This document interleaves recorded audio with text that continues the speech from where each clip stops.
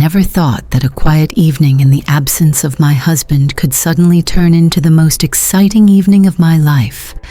It all started 2 weeks ago, when my husband left for another of his endless business trips, leaving Buddy and me in a house that looked more like a cave than a home. The silence within the four walls was suffocating, more suffocating than the absence of noise. I was used to my husband's long trips, which lasted for days and sometimes weeks, and it wasn't a grudge. His job paid for everything that concerned our house and backyard. The space is too big for me and Buddy, our faithful golden retriever who was always there for me. He seemed to understand me better than anyone else, but today was different.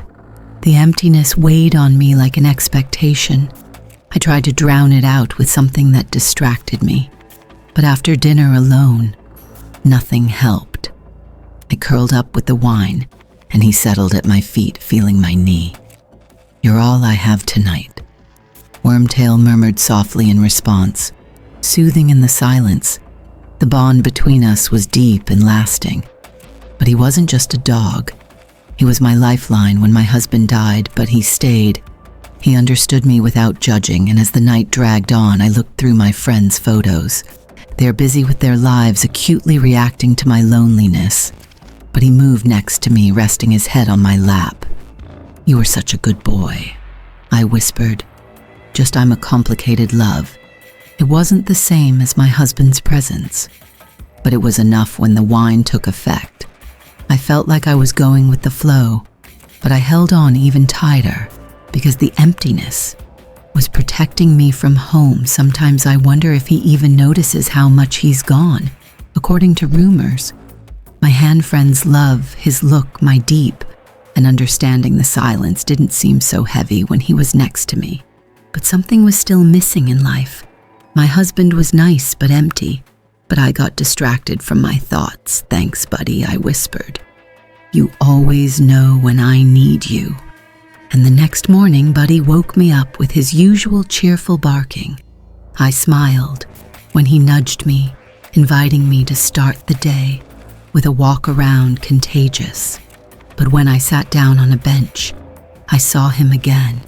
As always, "Have you ever wondered if we're going to be stuck in this routine forever?" I asked. And it seemed to me that his eyes answered me why. But that day he didn't know. But he followed me from room to room, always by my side. He settled down next to me on the couch and I stroked his fur. "You are my savior," I whispered, that his warmth filled the void, soothing me. As the night dragged on, reflecting on our shared bond, but he wasn't just a dog. He was my anchor who said that I wasn't really alone. My husband's return was delayed again, and I told myself that I was fine. But every day I realized that I needed Buddy more than ever. After noon, it was light when I was washing dishes in the kitchen. Buddy was lying in the doorway, listening to the faint sounds coming from the surroundings. Golden light flooded the room. It seemed that it was warm, but it was cold inside. I stared at the backyard, feeling the weight of my own loneliness pressing down on me. "Buddy," I whispered, breaking the silence. He looked up, sensing the change in my mood. "Let's get out of here," grabbing his leash. We left the house without having a specific destination in mind. The simple act of leaving seemed like a challenge to monotony. But he sat in the passenger seat with his head out the window to let the breeze blow over it. His joy was contagious, and for the first time that day, I smiled when we found ourselves in a nature reserve where quiet trails provided peace, and I let Buddy off the leash. He wagged his tail, expressing his enthusiasm by using the pain in my chest. I followed the soft crunch of gravel that calmed me as he explored the area, watching him, grateful for his constant presence. "You were my rock," I said gently, scratching his ears, his warmth soothing, reminding me how much he meant to me. The sun was setting. Everything was getting lower, casting long shadows, and the silence was slowing down as we returned to the car, and I felt lighter. The weight of my thoughts had lifted, but he wasn't just my dog. He was my anchor, the only thing that made my loneliness bearable.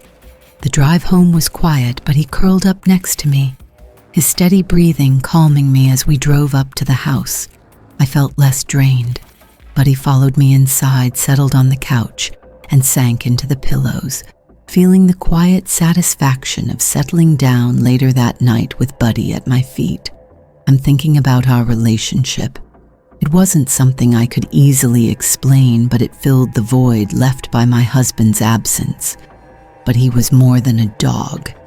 He was my partner, whom I was confident in, and that was enough for the moment. But the next night, the darkness became even more oppressive.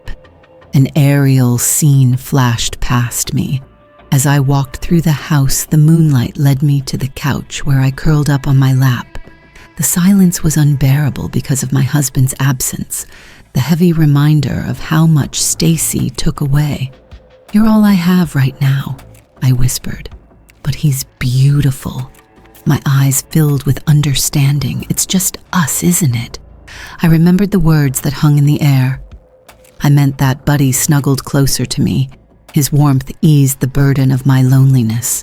The bond between Buddy and me that night became different, deeper, as if our bond had turned into something more than just comfort. His presence, his ability to adjust to any mood, were no longer a source of comfort. Something unspoken flashed between us, something that surpassed all words, allowing silence to envelop me. Feeling the warmth next to me blurred as I sink into the moment when my hand runs over the soft curve of his ears. His tail contentedly touches the sofa. His even rhythmic breathing fills the space around us. I felt like I hadn't felt in weeks. Looking down on him for a moment, I noticed the intensity in his gaze. Everything else was gone. The emptiness of the house, the absence of my husband. It was just us, and the connection between us seemed so palpable that it took my breath away, and a painful warmth spread in my chest. I pressed my forehead against his, eyes again surrendering to the moment when I didn't know how to describe what I was feeling. A mixture of comfort, gratitude, and something deeper. "I do not know what I will do without you." I whispered something barely audible, but he answered with a soft sniff, his nose touching my cheek, his tail wagging in understanding. He seemed to feel it thanks to the unspoken connection between us, which became stronger with time. When we remained in this state for a while, the world had forgotten that his presence was something special. The lifeline was not only his devotion, but also the way he made me feel like I was being seen and understood.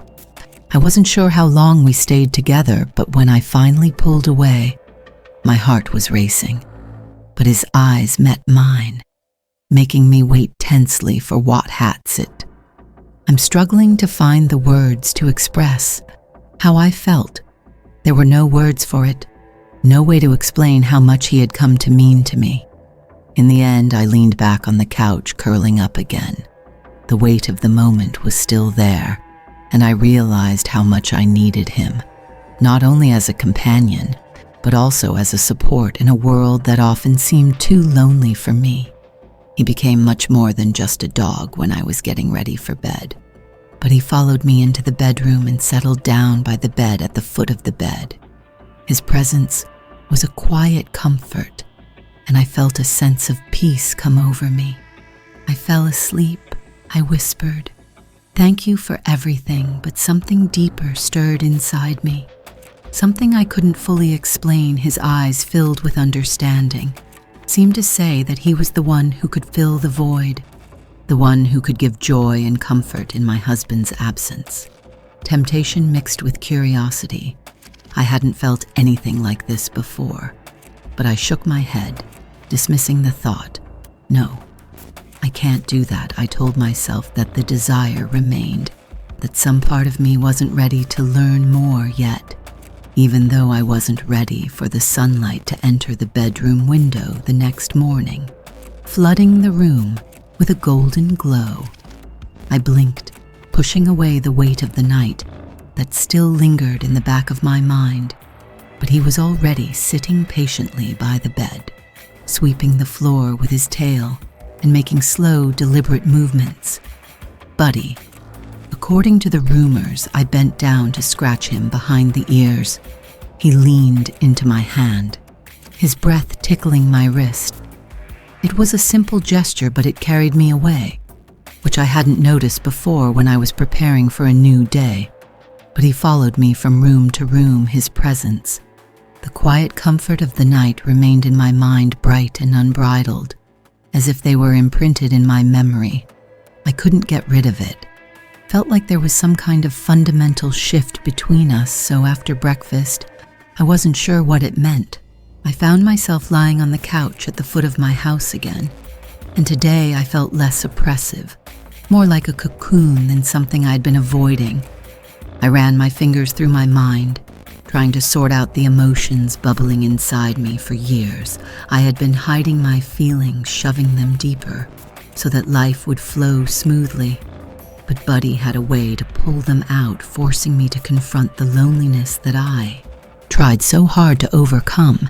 It's hard to ignore his unwavering dedication, his understanding that it was a lifeline, when I didn't realize I needed him until it was too late.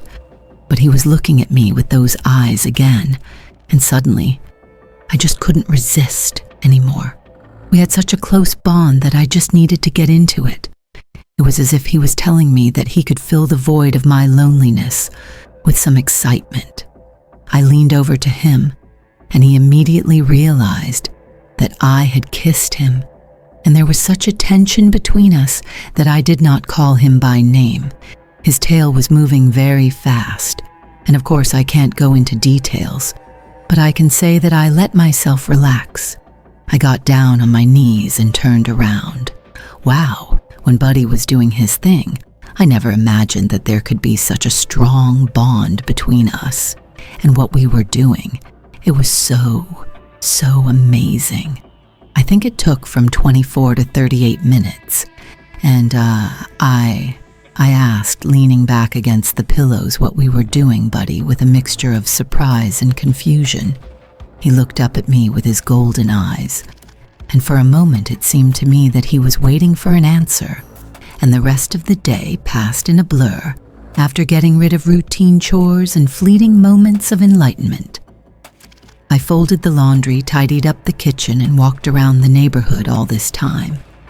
I felt the weight of our common bond pressing down on me. It was something I couldn't ignore anymore, no matter how hard I tried. By the time the time came, I felt a surge of anxiety and nervousness that I couldn't get rid of, grabbed the leash, and headed for the door, needing to clear my head. The air was fresh and cool, and the smell of wood smoke hung in the air. A light breeze blew as we walked to the park. The paths were quiet, only the soft light of the street lights and the occasional flicker of headlights in the distance drowned out his steps, steady and confident. As he adjusted to my pace, I let Buddy lead me, trusted him as I always did, and wandered deeper into the park surrounded by mystery. Then we found a secluded clearing. The grass was wet, and it seemed like the whole world was holding its breath. I sat down on a bench. Buddy hugged my legs, warming them with his warmth, chasing away the evening chill. The stars above us looked like glass fragments, and for the first time in many years, I felt lighter. But he bumped his head into my knee and stroked it with his own, so that it was a simple movement, grounding and carrying away. It couldn't have been any other way, because you've always been there for me, haven't you?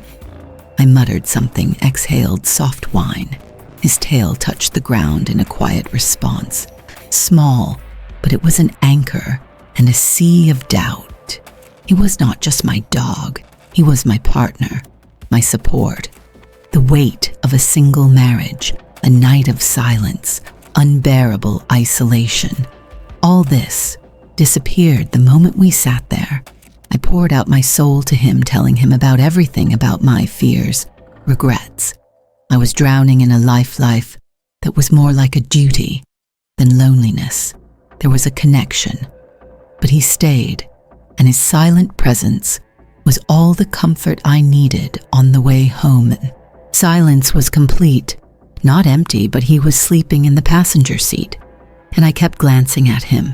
His calm gaze eased the tension in my chest. When we got home, buddy, he followed me to the couch, curled up next to me while I wrapped myself in a blanket. "You were my rock," my emotional voice whispered. He moved closer, pressing his whole body as always to his tail, gently waving it, which created an indescribable, undeniable connection in me. I didn't even know where this world came from. The heaviness disappeared. No matter what happened next, it was right here with me, snuggled up against me, falling asleep. I couldn't help but wonder if this was weird. Is it okay to treat a dog like that? But honestly, I didn't care for the first time in weeks. The connection was real, and I felt good, don't you think? Am I crazy, or is this true devotion? If you enjoyed my story, please like this video and subscribe my channel for more stories.